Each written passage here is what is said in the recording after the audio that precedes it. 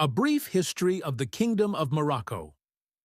At a crossroads of the African and the European continents, the Kingdom of Morocco has been, for centuries, a meeting point for the Arabo-Islamic culture and civilization, as well as a land of tolerance, dialogue, and openness. In the classical antiquity era, Morocco experienced waves of invaders included Phoenicians, Carthaginians, Romans, Vandals, and Byzantines. But with the arrival of Islam, Morocco developed independent states that kept powerful invaders at bay. The Idrisid dynasty, the year 788, was marked by the birth of the first Muslim dynasty of Middle Eastern origin. In 791, the Moroccan state was created. Idris Thurster, descendant of Ali, son-in-law of the Prophet, flee Arabia to escape the massacre of his family, and settled in Volubilis, eventually founding the city of Fez, that was designated after his death in 792 as capital of the kingdom by his son, Idris II, who succeed him. Idris II took care of the construction of the city in 803 and died in 828.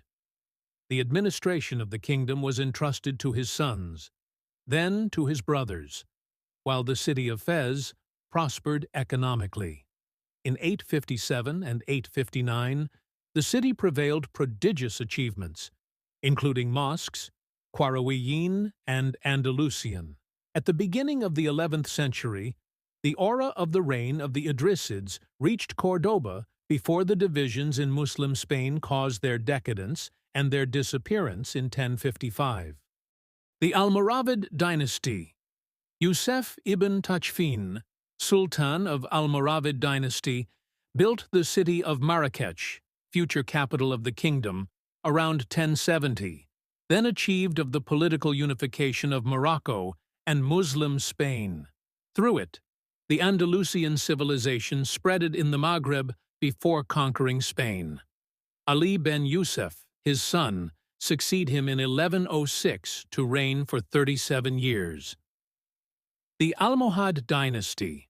The Almohad dynasty is a Berber dynasty from the High Atlas. Their name comes from the Arabic al-Mowahidune, unifiers, those who claim the uniqueness of God. Its founder was El-Mehdi ibn Tumart. Abdelmumin, his disciple, took Marrakech as the capital, from which the construction of Kutubia then found the Almohad Empire and succeed in unifying North Africa, but died in Rabat in 1163 before including Andalusia to his empire. This glory returned to his successor Yaqub el-Mansur, victorious of the Battle of Alarcos in 1195 against the Portuguese and the Spaniards. The Marinid dynasty, Berber dynasty, nomadic Zenites from the Upper Muluya Basin. This dynasty chose capital Fez, proceed to the creation of Fez el-Jadid, and the construction of several madrasas, among which Madrasa el-Atarin, the Madrasa Abu Inan, or Madrasa Marinid in Saleh.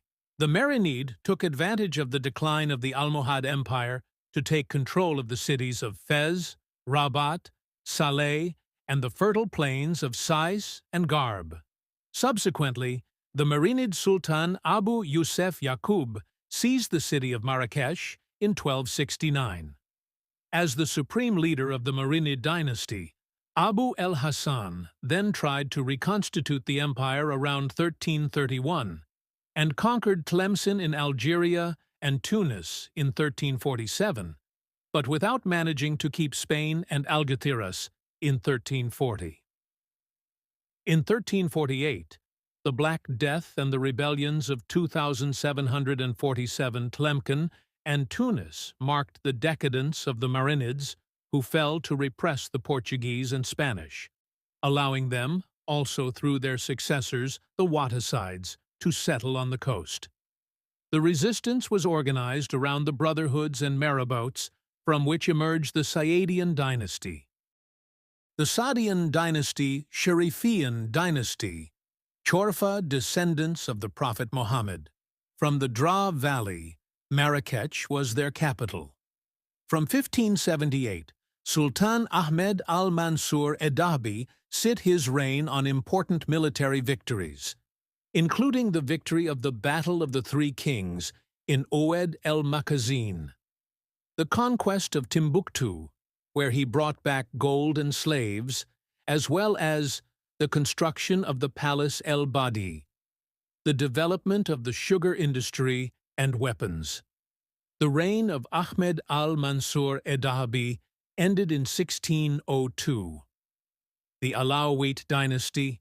The Alawite dynasty is descended from the Chorfa of Tafilalet, descendants of Imam Ali, who established themselves in the region, before establishing their authority over the whole country from 1666. The founder of the dynasty and its spiritual leader, Moulay Ali Sharif, as well as his successors, including Mohammed ben Ali Sharif, proclaimed first king in 1640, reunited Morocco, thereby implementing a political and military strategy accordingly. In 1672, King Moulay Ismail exercised absolute power while continuing the work accomplished by his predecessors. The Sultan began by founding the city of Meknes, a city which he later designated as the capital of the kingdom. After taking over Larache and Tangier, Moulay Ismail eliminated the local political and religious powers and thus found the Cherifian Empire. His power will be extended to Senegal, and he ordered the establishment of a network of fortresses throughout the territory, a network from which an army operated. He then devoted himself to establishing fruitful diplomatic relations with foreign countries, especially in the time of Louis XIV and James II of England. After the death of Moulay Ismail in 1727, Sidi Mohammed ben Abdallah, Mohammed III, succeeded him. A fervent Muslim, he thought only of bringing peace and security to the country. He was therefore welcomed as a providential man, and his proclamation assumed the character of a true plebiscite. As soon as he was invested, he lightened the taxes, struck a sound currency, and reconstituted a new army recruited from the Guich tribes. Simultaneously, he worked to fortify the Moroccan ports and had took back Mazagan from the Portuguese, 1769. He concluded peace with the Spaniards and an agreement on prisoners with Louis XV. Considering that Morocco needed to strengthen its relations with the outside world to compensate for the loss of the Trick Sultan, strategic crossing, it signed trade treaties with Denmark, Sweden, England, and the United States. On this occasion, he received a very fine letter from George Washington, proposing to conclude a treaty of friendship between their two countries. Sidi Mohammed ben Abdallah was behind the foundation of Mogador, whose construction he entrusted to the French architect Gournot. No doubt he would have done much more if he had not been hampered by insufficiency of funds. When he passed away in 1790, Morocco was better off than it was before his reign. Moulay Slimane became then successor of Moulay Yazid ben Abdallah, who would have reigned only for a period of 2 years, 1790 to 1792. He drove out the Turks of Oujda, built several mosques and madrasas, and did not fail also to come to the aid of Algerians during the Battle of Isli. Following the support of the Cherifian Empire to the Emir Abd el-Kader of Algeria, Morocco then experienced a most difficult political crisis, leading to the military interventions of France in 1844 and Spain in 1859 to 1860. Clashes continued until 1873, during the reign of Sultan Mohammed IV.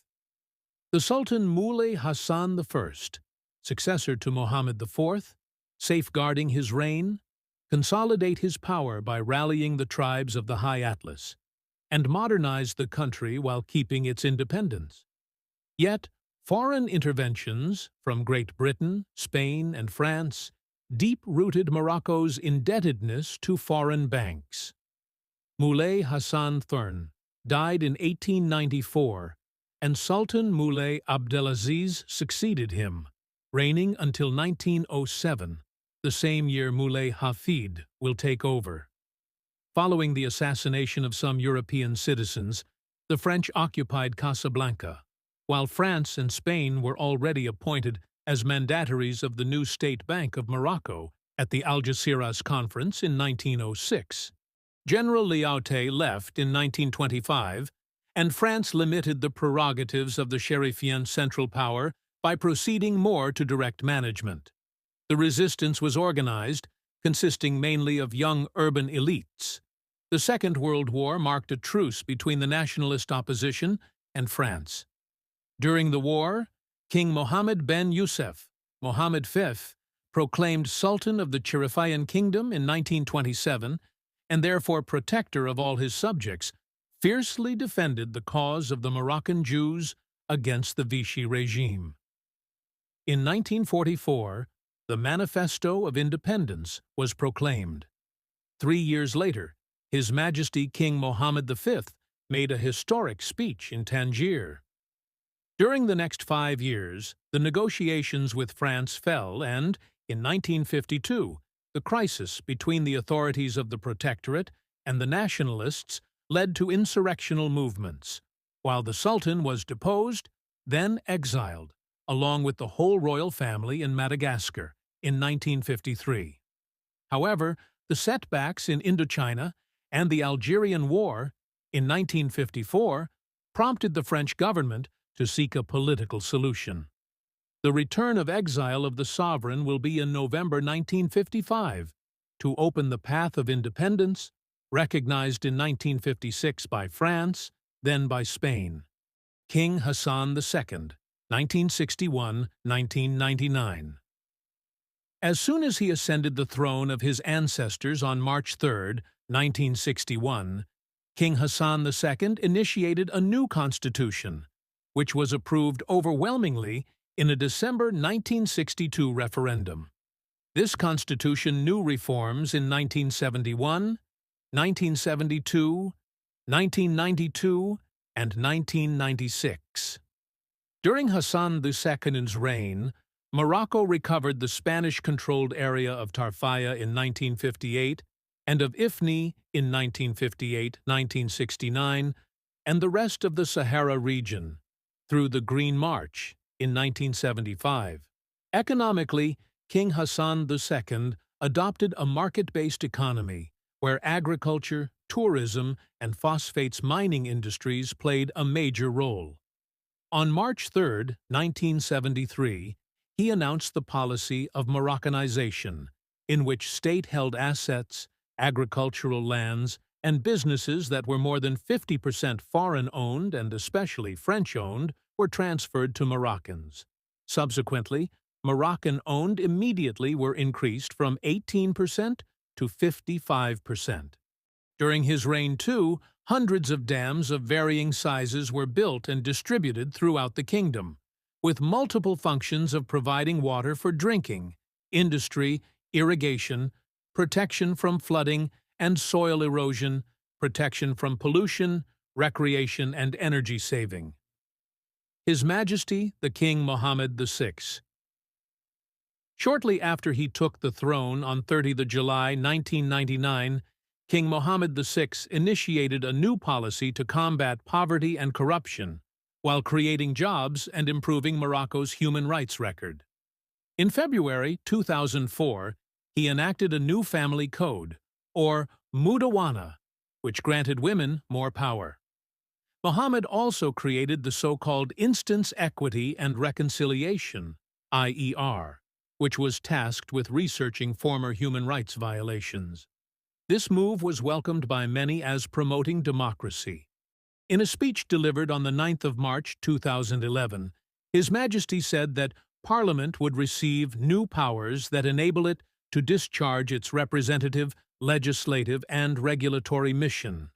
In addition, the powers of the judiciary were granted greater independence from the king, who announced that he was impaneling a committee of legal scholars to produce a draft constitution by June 2011. On the 1st of July, voters approved a set of new political reforms. The reforms included the following elements: The Berber language is an official state language along with Arabic. The state preserves and protects the Hassanaya language and all the linguistic components of the Moroccan culture as a heritage of the nation. The king is no longer sacred or holy, but the integrity of his person is inviolable. All citizens have the freedom of thought, ideas, artistic expression, and creation. Previously, only free speech and the freedom of circulation and association were guaranteed. However, criticizing or directly opposing the king is still punishable with prison. Since the enthronement of His Majesty Mohammed VI, many economic projects have been launched.